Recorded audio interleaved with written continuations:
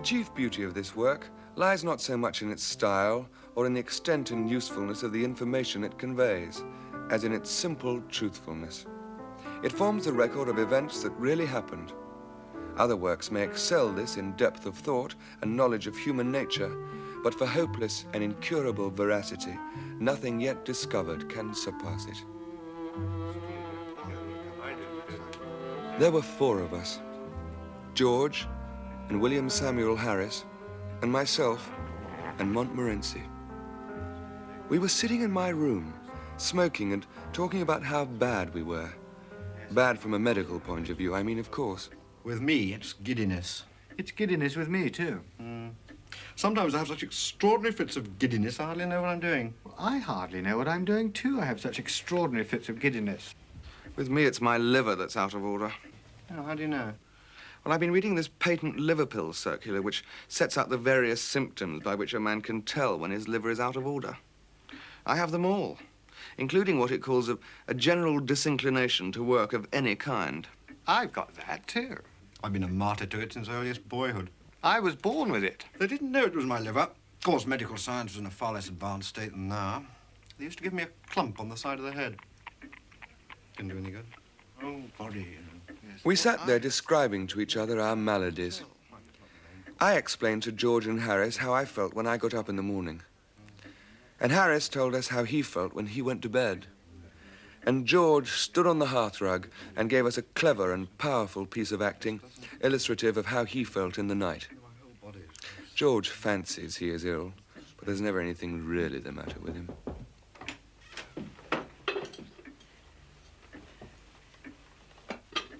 Mrs. Poppins. Supper? I suppose one should try. A cousin of mine, who is usually described on the charge sheet as a medical student, once told me that something in the stomach often keeps disease in check. Steak and onions and rhubarb pie.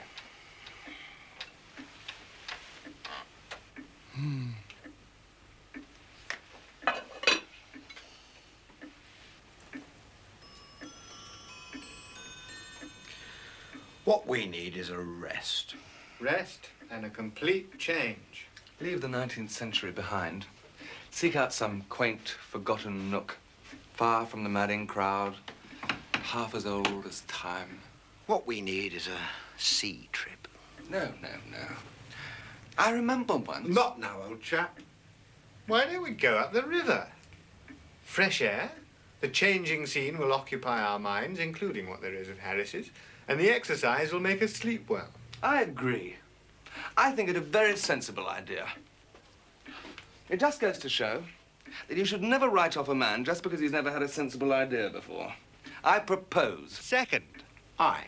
Any against? Carried by 3-1.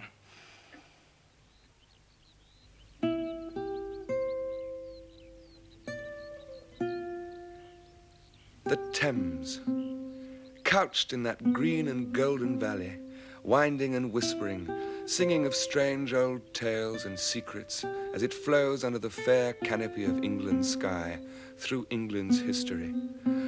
Our little boat, borne along on sun-dappled waters, through shady woods and blazing fields. How about when it rains? That's Harris all over. When George is hanged, Harris will be the least romantic man in the world. We had arranged that George, who goes to sleep at a bank from 10 till 4 every day except Saturday, when they wake him up and put him outside at 2, would join us when we got up the river to Shepperton. Meanwhile, Harris and I and the Gladstone and the small handbag and the 2 hampers and the big roll of rugs and some overcoats and mackintoshes and a melon by itself in a bag and a Japanese umbrella and a frying pan which wouldn't go in anywhere and Montmorency arrived on our way to the Kingston train. The 11:05 for Kingston. 11:05 for Kingston, number 2, sir. Number 2? That's the Windsor Loop. You want number 1, sir? Number 1 is the Reigate stopping, so I hear. The 11:05 for Kingston. Oh, yes, indeed. Well, I was just talking to a man who said he'd seen it on number 3. He was almost positive about that. Otherwise, there's a body of opinion which leans toward the eye-level platform for the Kingston train. Though, in my opinion, sir, that is the Southampton Express. He don't know, sir. You follow me. Thank you. Monty, come on.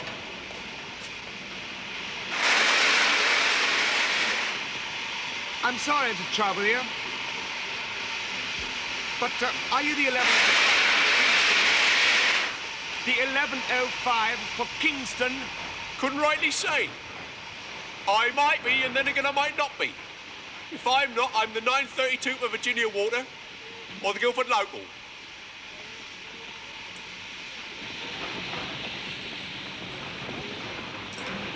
Could you please be the 1105 for Kingston? Well, some trains got to go to Kingston, innit? Thank you very kindly, sir. The 1105 for Kingston it is. Thank you very much. This is the Exeter Mail, apparently. Well, it might be. Then again, it might not.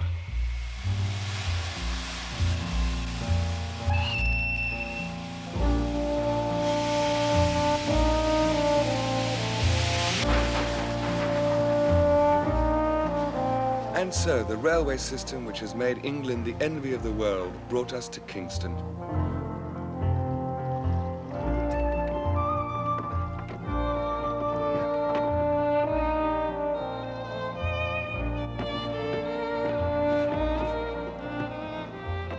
And at 12 o'clock, with our luggage stowed and Montmorency unhappy and deeply suspicious in the prow, out we rode onto the waters which were to be our home. We hoped up as far as Oxford, though the possibilities for digression along the Thames are infinite. We had barely started when Harris was minded to inquire whether I had ever been to Hampton Court Maze. Ever been to Hampton Court Maze, Jay? No. Harris said he went in once to show a country cousin the way. He had studied it up on a map. We'll just go in so you can say you've been, but it's very simple. Absurd to call it a maze, really. We'll walk around for 10 minutes and then go and get some lunch, all right?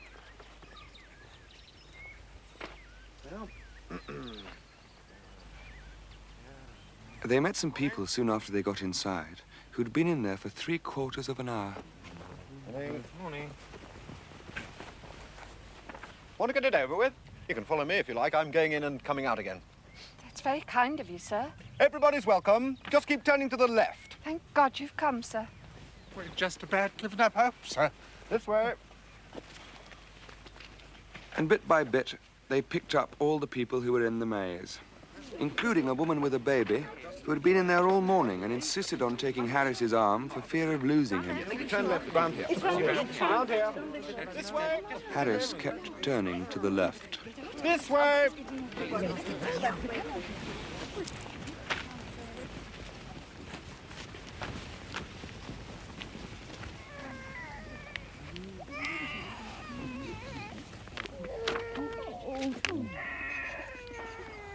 I suppose it's a very big maze.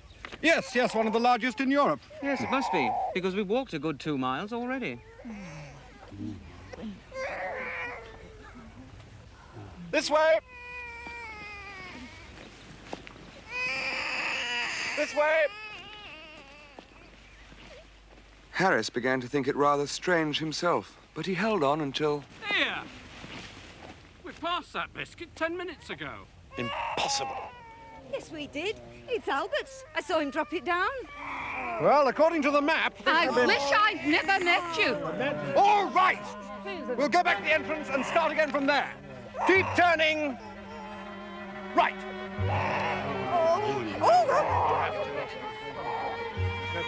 And so, after turning right a good deal, he found himself... And here we are. in the middle. In the... middle. Oh, just as I'd... Harris thought at first of pretending that that was what he had been aiming at, but the crowd looked dangerous, and he decided to treat it as an accident and set off once more towards the perimeter. All right, keep going, keep going. Keep to the right. Come on there, keep to the right. Keep going right. And finally, right again. And here we are. Albert and I will stay here. You go on. Madam, I advise you to follow me. We're all right. You can pick us up on your next time through. You silly old baggage. Yeah. Who do you think you're talking to? All right. Anyone who wants to stay here for the rest of the day is welcome. I'm going home now. The optimists of the party kept dwindling faith with Harris. The pessimists remained in the middle and were swiftly vindicated. Harris got his map out again, but the sight of it seemed to infuriate the mob. They told him to... Go and curl your hair with it! And to... Go and stuff it! Away somewhere. You monster! You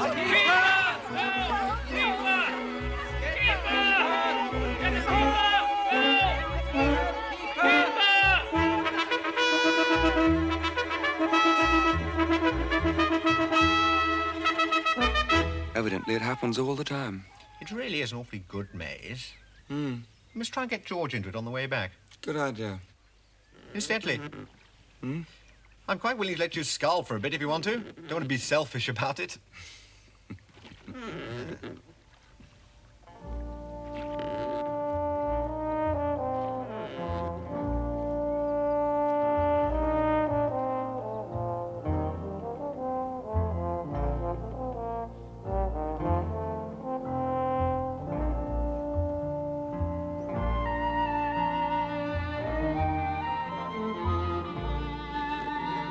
Put in here a while, Joe. Here? Why? It's Hampton Church. I want to see Mrs. Thomas's tomb. Who's Mrs. Thomas? How should I know? She's just a lady who has a funny tomb. I know it's supposed to be the proper thing to do, every time you see a church, to rush off and enjoy the graves. I don't hold with it as a form of recreation. Anyway, we haven't got time. I have looked forward to seeing Mrs. Thomas's tomb since the moment this trip was proposed.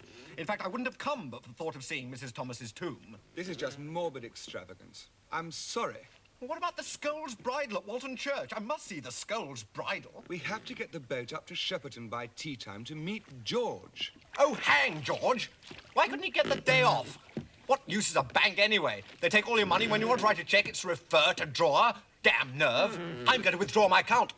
I'm going to get out and have a drink. There's some lemonade in the hamper. I said a drink, not your Sunday school slops. Lemonade, raspberry syrup. They're poison. Dandelion and Pull on your burdock, line. ginger beer. You ask me, they ruin body and soul, responsible for half the crime in England. Pull on your line! I'm pulling! The other one.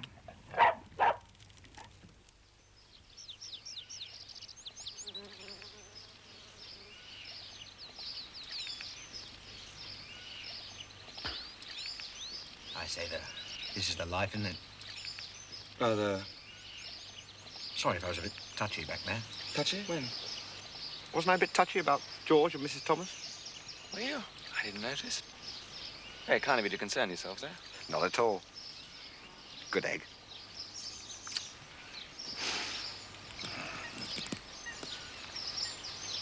Who's this? Do you know you gents are trespassing? What does he say? He wants to know if we know we're trespassing. I'm not sure I've given the matter sufficient consideration. We haven't given the matter sufficient consideration. But if you give us your assurance that we are indeed trespassing, we would without hesitation believe it. Well, I tell you, you are trespassing. He says we are. Ah. Thank you. Thank you very much. I'm supposed to throw you off. What does he say? He says it's his duty to throw us off. Oh, well, if it's his duty, he ought to do it. Does he say how he intends to go about it? No, he's taciturn on the subject. I shall tell the master, then come back and throw you both in the river. He only wanted a shilling. He must make quite an income, blackmailing weak-minded noodles.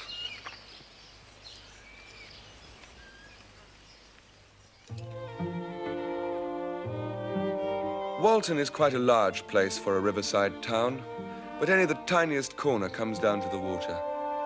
Caesar, of course, had a little place at Walton, an entrenchment or a camp or something of that sort. He was a great upriver man, was Caesar. And Queen Elizabeth was there too, and Cromwell. They made a very odd trio. People used to comment when they went on picnics.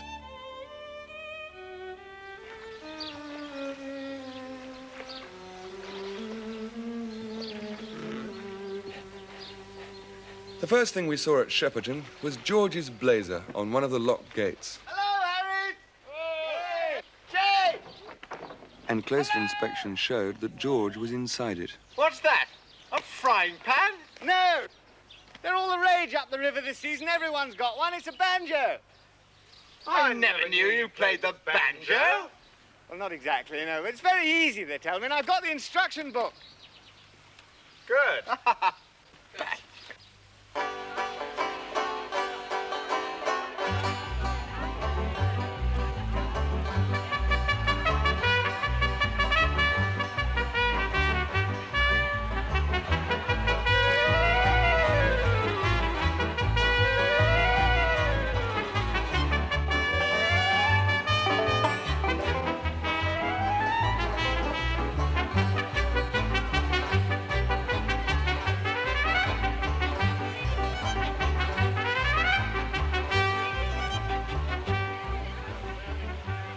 Suits you. Goes awfully well with your outfit. Do you like the blazer? As an object to hang above a fruit bed to frighten away the birds, I should respect it. As an article of dress for any other human being, apart from a Margate minstrel, makes me ill. I've always found envy distasteful. I noticed you and Jay were envious the moment you saw it. I can easily dispose of that idea. Your blazer wouldn't suit me at all. I always like a darker red in my things, red and black. You see, my hair's a sort of rather golden brown colour, rather pretty shade, I've been told. And I find that dark red really picks it up beautifully.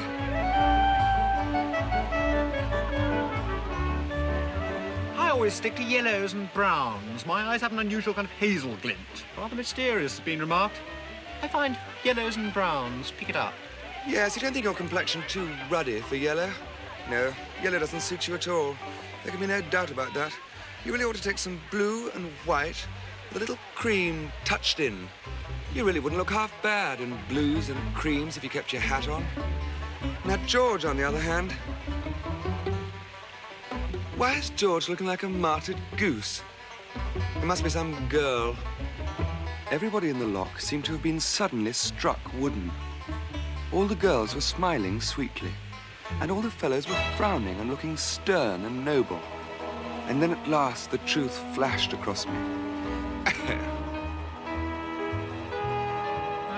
I leant with careless grace upon the hitcher, in an attitude suggestive of agility and strength, and threw an air of tender wistfulness into my expression, mingled with a touch of cynicism, which I'm told suits me. Hey! Look at your nose! Look at your nose! George, I think there's something wrong with your nose. You three with the dog! Watch your nose! Oh, it's our nose! It's our nose!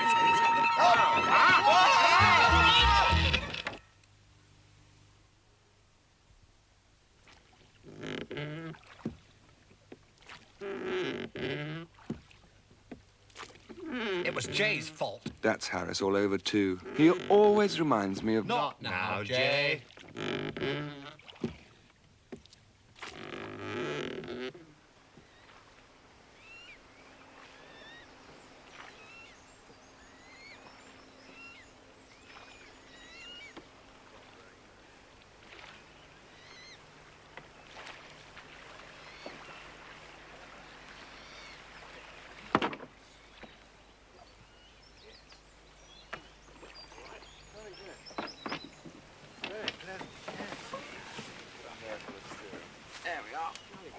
We found a very pleasant nook under a tree, a little below Magna Carta Island. And with hardly any difficulty, prepared the boat for the night.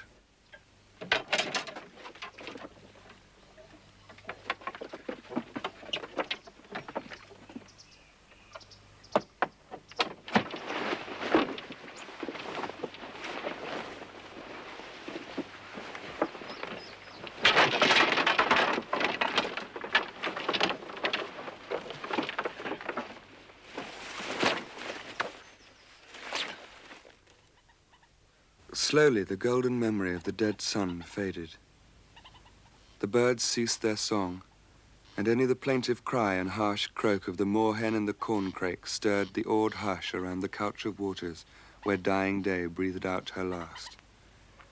Night upon her sombre throne folds her black wings above the darkening world, and from her phantom palace holds sway in stillness. Two lovely black eyes. Oh, oh, what a surprise. Surprise. Oh, what a surprise.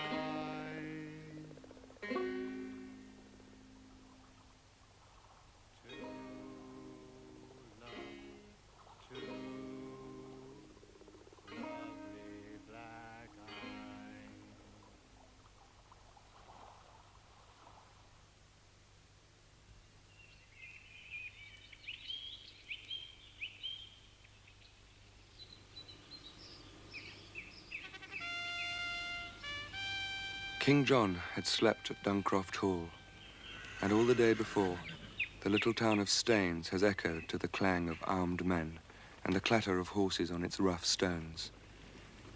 Since dawn, in the lower of the two islands just above us, there has been great clamour and the sound of many workmen.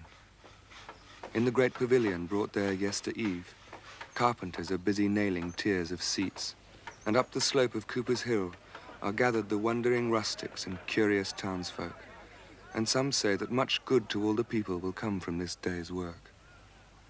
Then far down the road in the morning sun, a cloud of dust has arisen, and there comes a brilliant cavalcade of gay-dressed lords and knights, and front and rear there ride the yeomen of the barons, and in their midst, King John.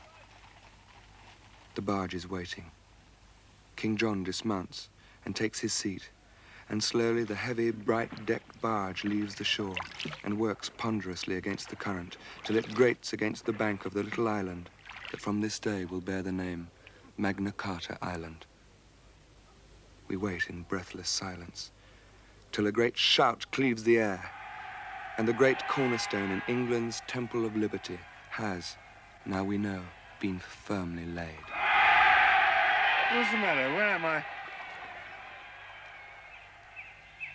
Runnymede. I'll be down in a minute. I'll go wear my black lace-up boots. Oh!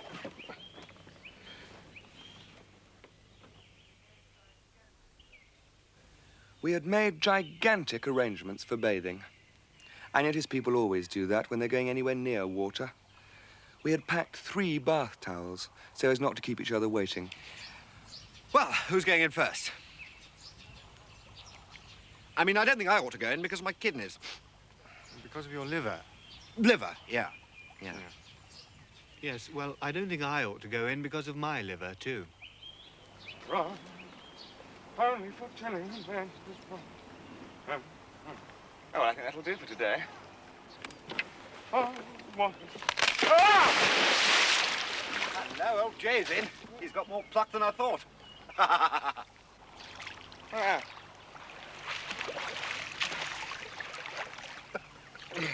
Hey, is it all right? It's lovely. Lovely. Wouldn't have missed it for worlds. All it wants is a little determination. Oh, that's better. Oh, damn it, my shirt's gone in. Oh, dear, oh, dear. Well, I don't see what's so very funny about it. Oh, dear, oh, dear. Oh, dear, oh, dear,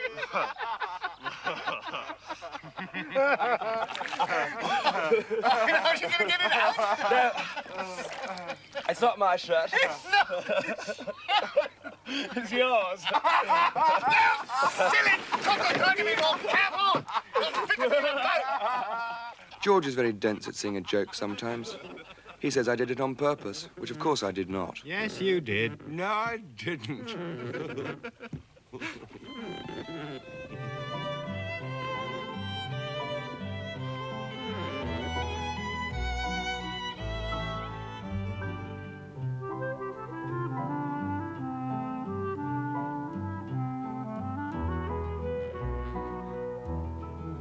We'll have a light lunch and eat properly tonight. There's some hard-boiled eggs. Jolly good. And the cold beef? We can start with the potted shrimps or the dressed crab. Or a little of each. Or a little of each, and bread and butter. And some tomatoes. And finish off the ham. Followed by a bit of cheese. Or the tin pineapple. Or the tin pineapple. Followed by a bit of cheese. You're all at 6s and 7s. When I say dip, dip. Dip! Oh! Oh! Good God! Auntie. The thought of lunch soon set the world to rights. But it was not to last. There occurred a most depressing and tragic setback to our equanimity. It was Harris who first realized the situation. We forgot mustard. What? No mustard. Cold beef without mustard? You hardly ever have mustard. Well, that's why it's such a blow. You have mustard habitually and thoughtlessly. You hardly know you're having it at all. But when I want mustard, I want mustard. This is what comes of filling the boat up with lemonade and bath towels and all that useless clutter. I knew it was a mistake to have come. We didn't forget the tin pineapple, did we? What? Oh, pineapple. Pineapple, first rate. Let's have it open. Right. That's a bit better.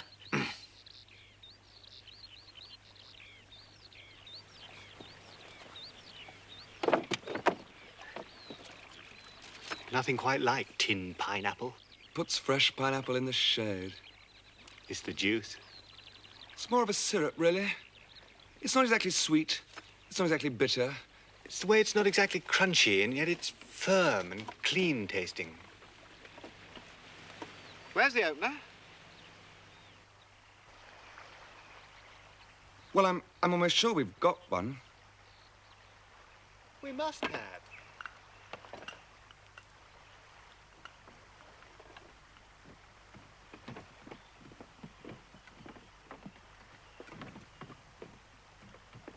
You were supposed to bring it. It was supposed to be in here with all this lot.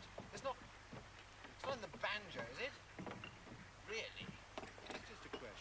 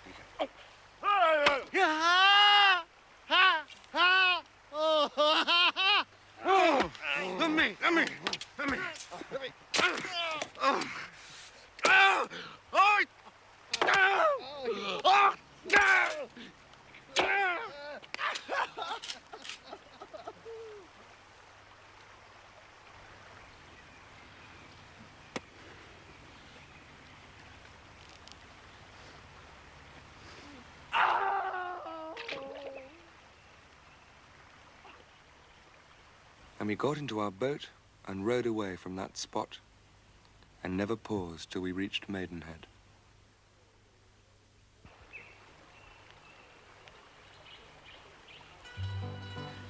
Maidenhead is a town of showy hotels, a snobbish place for the river swirl and his overdressed female companion, patronised chiefly by dudes and ballet girls. The London Journal Duke always has his little place at Maidenhead, and the heroine of the 3-volume novel always dines there when she goes out on the spree with someone else's husband. Maidenhead, too, is the witch's kitchen which harbours that deceptively charming demon of the river, the steam launch.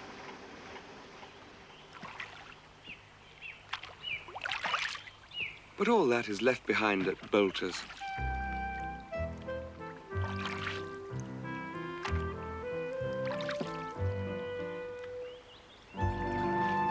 Between Bolter's and Cookham Locks is perhaps the sweetest stretch of all the river.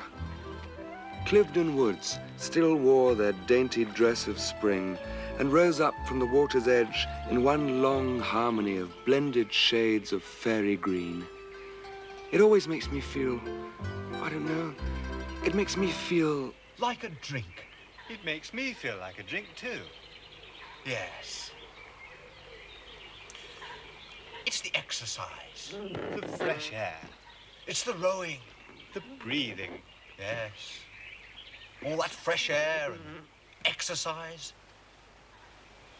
It makes me feel as though I've got... Yes. It makes me feel as though I've got... a bit of wind. That's it. I've got it too. I've been a martyr to it from earliest boyhood. I was born with it. No, no, no, Harris, a breeze. Hmm? Oh, good heavens. Shh, don't say anything. By Jove, I think it's in our favour. Quiet, man, they'll hear you. Act casual.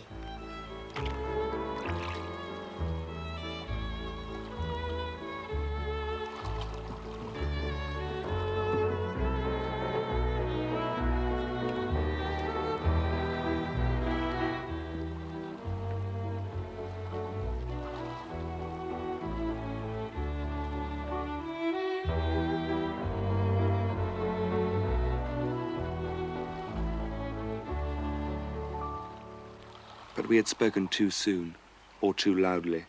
Or perhaps they had spotted George's blazer. Or they were having sport with us. What? Harder where? As flies to wanton boys. Loft to leeward. Idiot. Why are you taking the sail down? Tack. Watch the trees. Loft. Where's the wind? And so we went on to Marlow and put up near the church.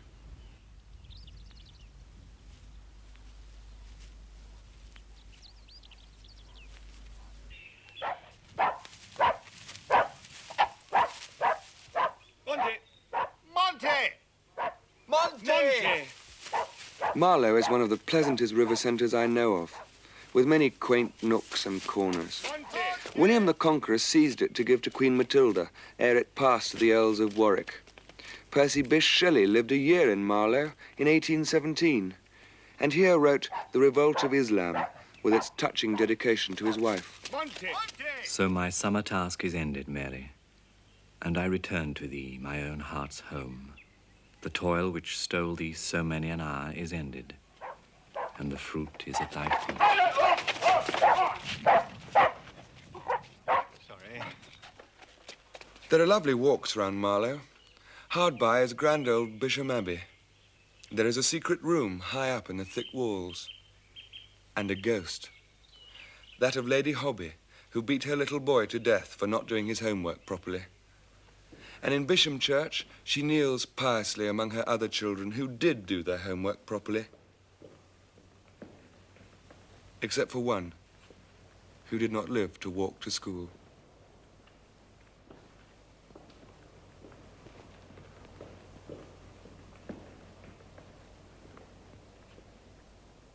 This is the best.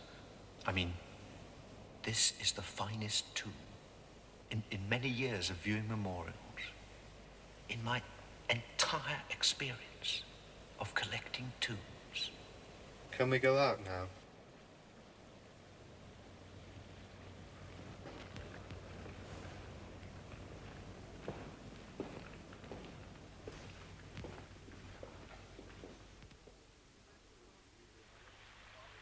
We spent the morning revictualling. Our departure from Marlow I regard as one of our greatest successes. It was dignified and impressive without being ostentatious. By the time we had finished, we had as fine a collection of boys with baskets as the heart could desire, and our embarkation must have been as imposing a spectacle as Marlow had seen for many a long day. Where's the bread? Just put the bread just alongside the greens there. Drinks, yes, drinks up the front there. We'll put the drinks in first, then we can put things on top of them, I think. Where are the pies? Let me see, sir. Was yours the steam launch or the houseboat? No, it was a double-sculling skiff. Steam launch, indeed.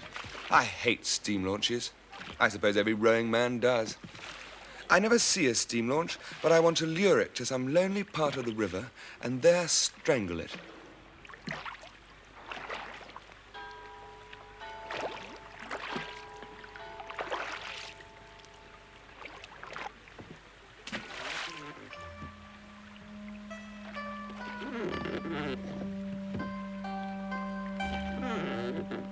No longer where the woods to frame a bower with interlaced branches mix and meet, or where, with sound like many voices sweet, waterfalls leap among wild islands green, which framed for my lone boat a lone retreat of moss-grown trees and weeds, shall I be seen, but beside thee, where my heart has ever been.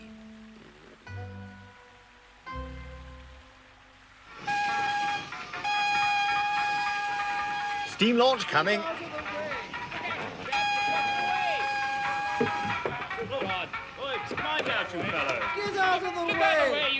I thought we might have a drink at Hurley. Oh, good. I'll show you Danes Field. Is that a pub? That's a field. Oh. Invading Danes camped there.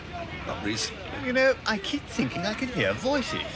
Then I thought we could have a drink at Shiplake. Lovely church at Shiplake. Do you know who got married there? Guess. Julius Caesar? Queen Elizabeth. Lord Tennyson. Oh, bless my soul, George. If it isn't a steam launch. You know, I thought I heard something. Any chance of a tow?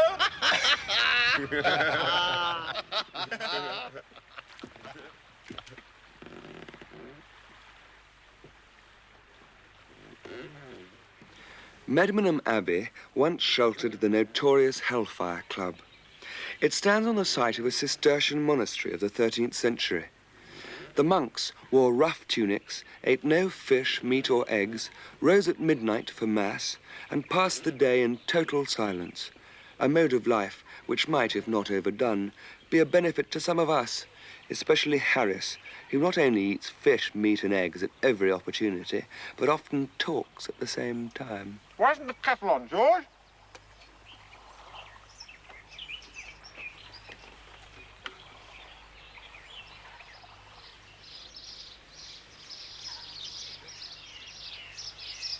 Could you spare us a little water? Certainly. Thank you so much. Where? And where do you keep it? It's always in the same place. I don't see it. Has it gone then?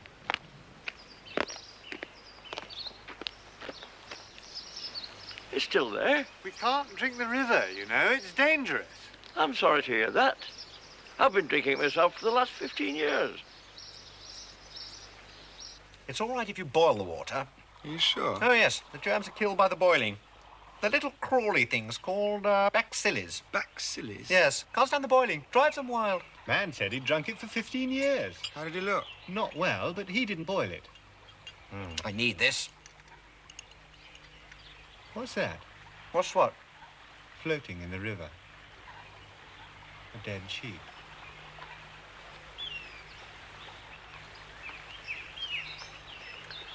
I don't want any tea. No, nor me. It's just a habit, really. Not really thirsty. I've already had some. Do you think I'll get typhoid? Well, you'll know in a week or two.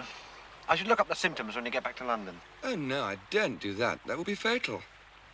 I remember once looking at a medical dictionary to read up the treatment for hay fever. Not now, old chap. And I began to study diseases generally.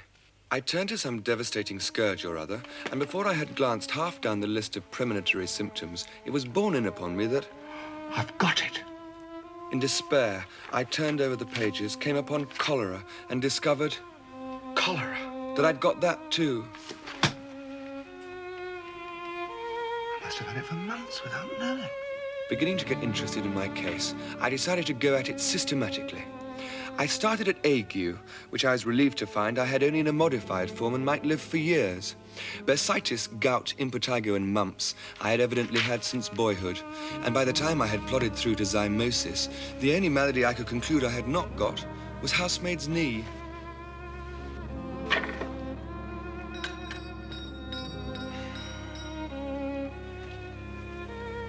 Well, old son, what's the matter with you? I will not take up your time by telling you what is the matter with me. Life is brief, so I will tell you what is not the matter with me. I do not have housemaid's knee. Everything else, however, I have. And I told him how I came to discover it all. Then he opened me and looked down me and hit me on the chest when I wasn't expecting it and butted me with the side of his head. And then sat down and wrote out a prescription. I took it to the chemist. I don't keep it. You are a chemist. I am a chemist. If I were a cooperative stores and a family hotel combined, I might be able to oblige you. Being only a chemist puts me at a disadvantage. Well, what does it say? 1 pound of beefsteak with a pint of bitter every 6 hours. 1 10-mile walk every morning. 1 bed at 11 every night. And don't fill your head up with things you don't understand. I was telling George. I always like hearing that one.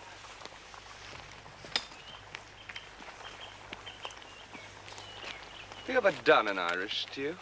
Well, not exactly, no, but it's very easy. You just put in anything you want. See, it's a grand way of using up all the odds and ends. Bit of bacon, vegetables, eggs, tinned salmon.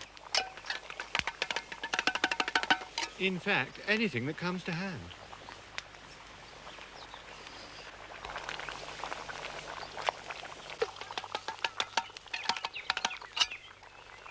Something seemed to disagree with Harris that evening. Perhaps it was being on an island, or not being used to the high living which upset him. For myself, well, I don't know when I've ever enjoyed a meal more. Jolly good. Bit rich. So give me a bit of a tippy Johnny. Who's for a drink and a stroll? How about you, Harris? Harris said he'd row us over and stay behind on the island to settle his stomach, as he put it, with a toddy or two. Might have a little drink, settle my stomach. You won't fall asleep, will you? And so George and I went for a mooch around. Must tell Harris we saw a church. And a pub. Very nice pub. It was the best. The finest. I mean, in all my years of visiting pubs, in my entire experience of bending the elbow... He's a card, old Harris. Harris! Harris! It had been arranged that we were to shout when we returned, and Harris would come over from the island to fetch us. Harris!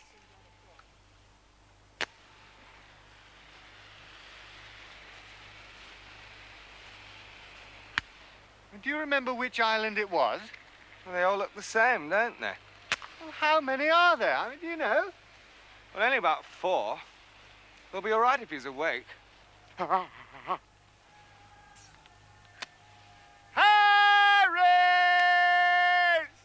Harris!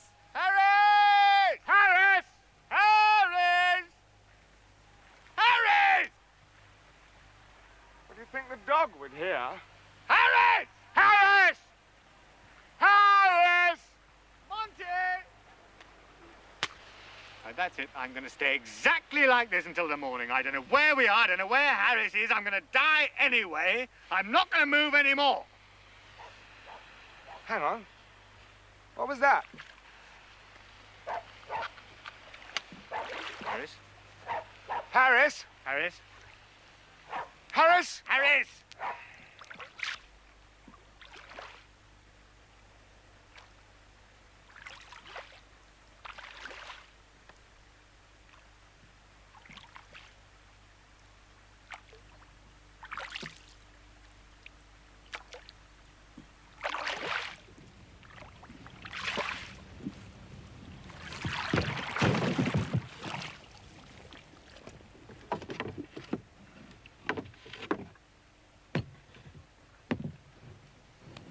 What's the matter?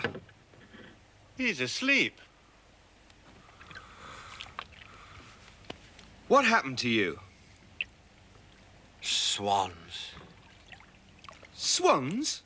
I had to fight them off. There are 8 of them all around me. How many? Terrible battle. Fighting 14 swans. How many? 18. Fought them for 3 hours with the oar. Can you imagine it?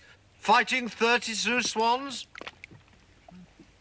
You said 18 just now. No, I didn't. I said 12. Think I can't count?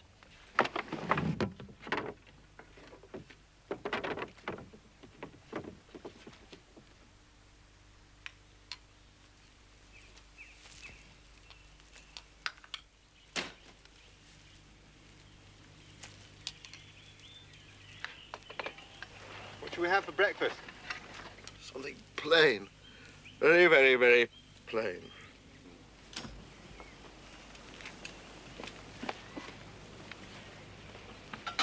What was all that last night about swans? What swans? Never mind.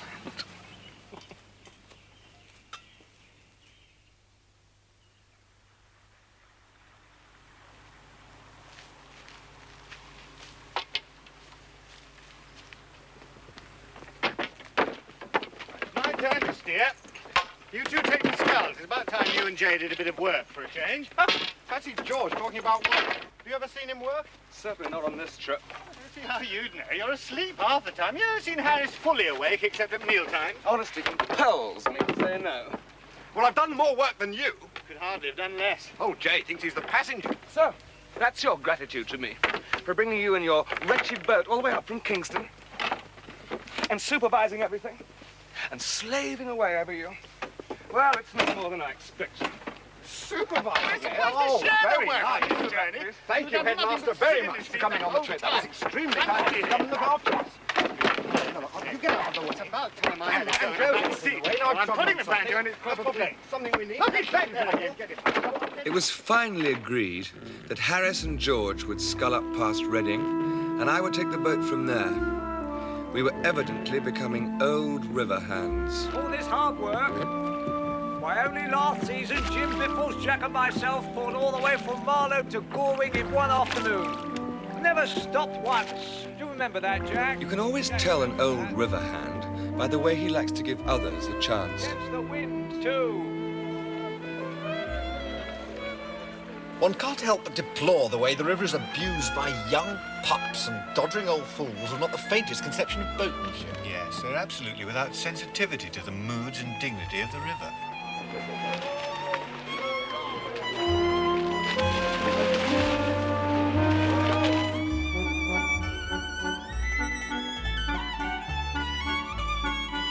Not to mention spooning nincompoops who think the place is some kind of floating tea dance.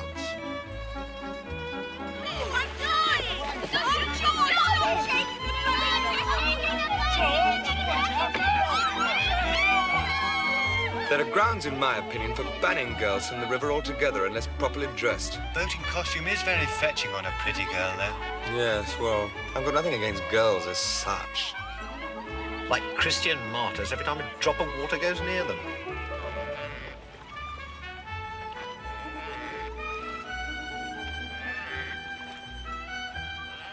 They're awfully useful on picnics. No, they're not.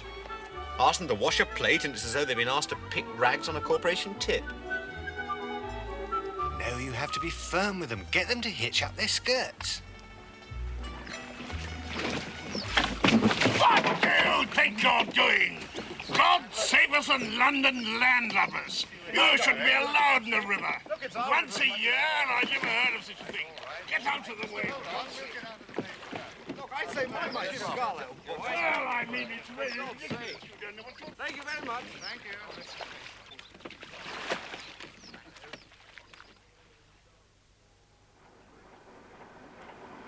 I was ready to take over the sculls at Reading as we had agreed. All right, all right. Think they own the river with their money and their trollops? London landlubbers. Jay! Well met! There we are. Anybody else? Yeah. I say, this makes a nice change. I prefer it myself to rowing.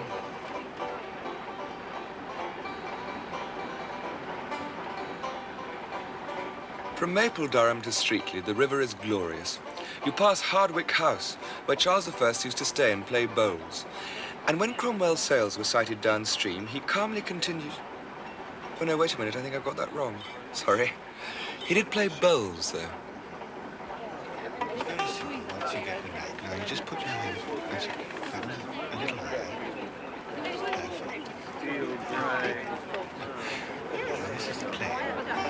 This makes it strong. Wonderful.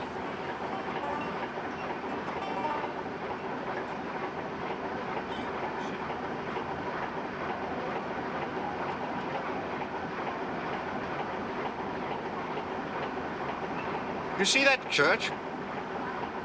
The mortal remains of Jethro Tull lie buried in that ground. Remember him? Not altogether.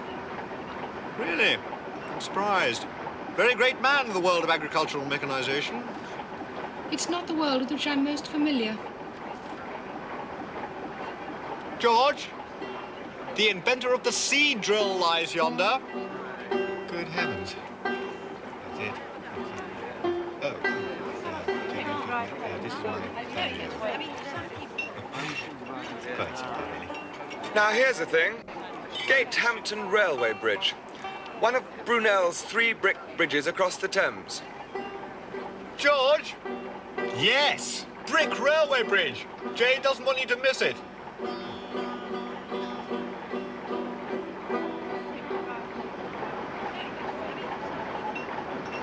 Goring Gap.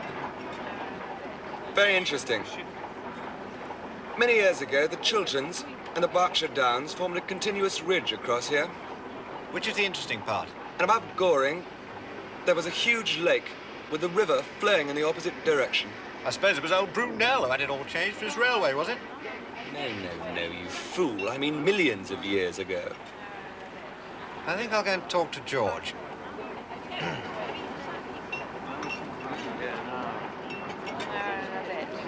Well, if you shift it. Steamboat's coming! Hey, get out of the way! Bloody idiots! Get out!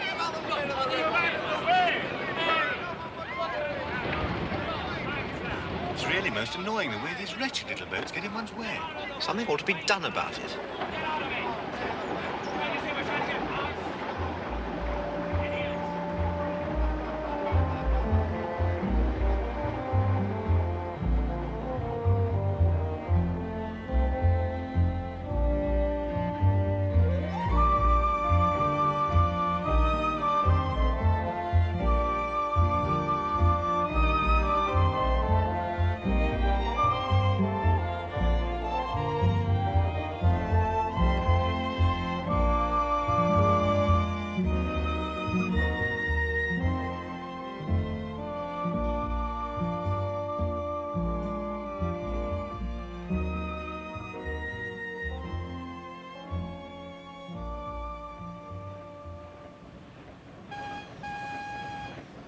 My friend's launch cast us off at Abingdon. Harris claimed he wanted to stretch his legs. Which church? St. Helens. Which memorial? Mr. Lee, did he invent agricultural implements or did he murder his family? He's very rare. He had 197 children. Well, you'll find very much better at Oxford if you put your back into it. What? We are sick to death of walking around obscure tombs. You're sick to death? uninteresting What do I think about it? And although it had been agreed that I would take the boat up past Reading, and here we were at Abingdon, Doing for this stuff, I want to see something else. after a short discussion with Harris and George, I took up the sculls for a while. And then they pulled us up the last stretch to Oxford.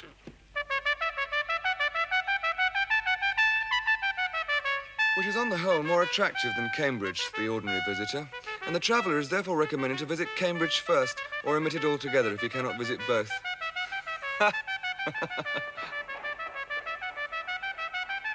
The Baedeker guide is quite right. I am an Oxford man too. I mean, in spirit. but for circumstance, Now, the architecture of Oxford. Another thing about Oxford is that it offers a judicious proportion of congeniality, cultural tradition, and cloistered contemplation, which sustains many people at Oxford for as much as 3 years, and prepares them for the harsh realities of the outside world. Parfait anglais, voyageant sans dessin. Voltaire was quite right. Voltaire. What he said about the perfect Englishman, aimlessly voyaging.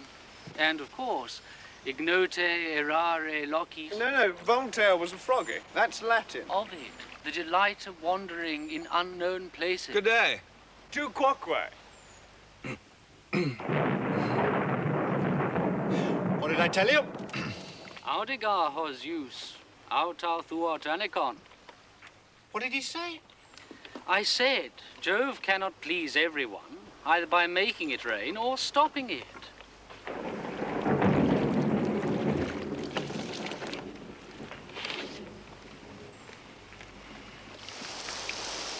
And Matthew Arnold's sweet city with her dreaming spires became decidedly wet. More like streaming spires. Matthew Arnold is dead. It was in the paper. I never read him. But we got to Oxford. Absolutely. Why did we? What? Can we go now? Downhill all the way now. I don't mind a bit of rain. I like to see the river under all its different aspects. Can't expect sunshine all the time, you know. Nature is beautiful even in her tears, eh, George?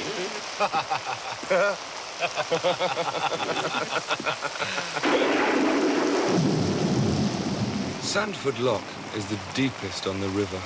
Here's one for you, Harris. Sandford Lock. 2 men drowned just here. Without leaving their boat. The field pie's a bit wet. Pie's a bit wet? Here you are, Montmorency. No, you see, even the dog knows when he's had enough.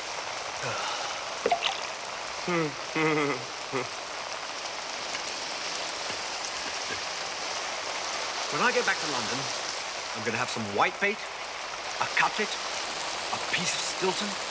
No. I'm going to have some pate. No. I'll have some soles, white sauce. I'll row!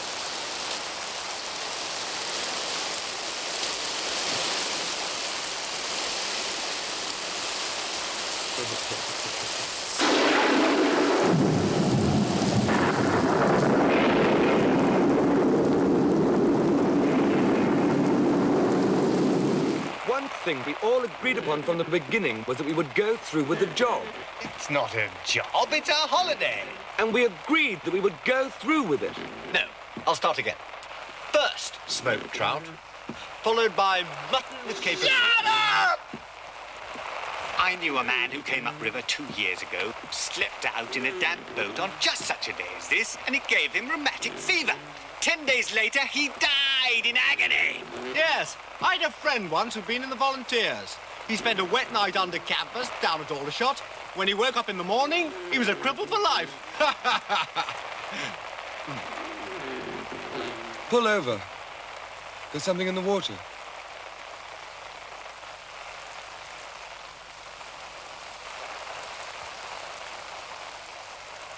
It was the dead body of a woman. It lay lightly on the water, and the face was sweet and calm. Of course, it was the old, vulgar tragedy. She had loved and been deceived, or deceived herself. She had wandered about the woods by the river's bank, and finally stretched out her arms to the silent stream that had known her sorrow and her joy. And the old river had taken her into its gentle arms, and had laid her weary head upon its bosom, and had hushed away the pain. God help her, and all other sinners, if any more there be. Only for telling a man he was wrong to love me that high.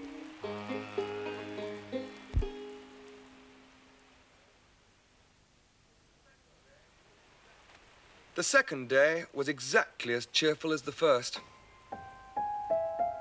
You know, it's almost a pity we've made up our minds to contract our certain deaths in this floating coffin. Well, there are only 2 days more and we're young and strong. We may get over it all right.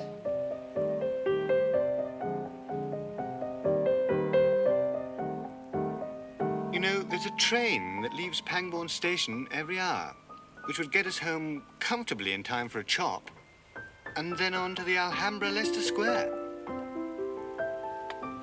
Well, Jay? Well, that reminds me of a very funny story that happened Right, to a friend George. of mine. I'll get the bag out. Just a moment. Did you say the Alhambra? We did.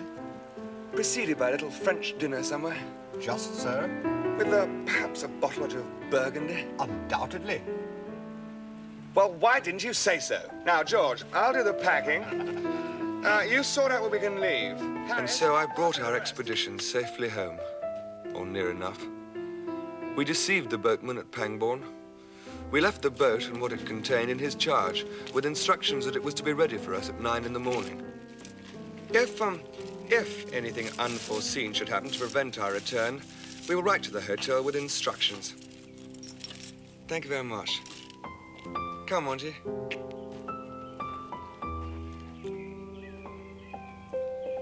Why, it's turned out nice after all. I said we should stick it out. Should we go back then?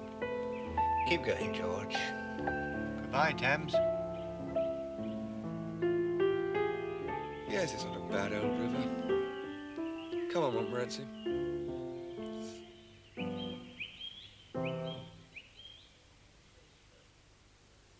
Three Men in a Boat, to say nothing of the dog, first appeared as a serial in the magazine Home Chimes in 1889.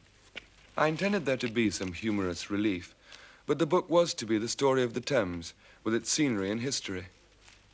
I decided to write the humorous relief first, but it seemed to be all humorous relief, and most of the serious stuff which I managed to get done was promptly thrown out by the editor.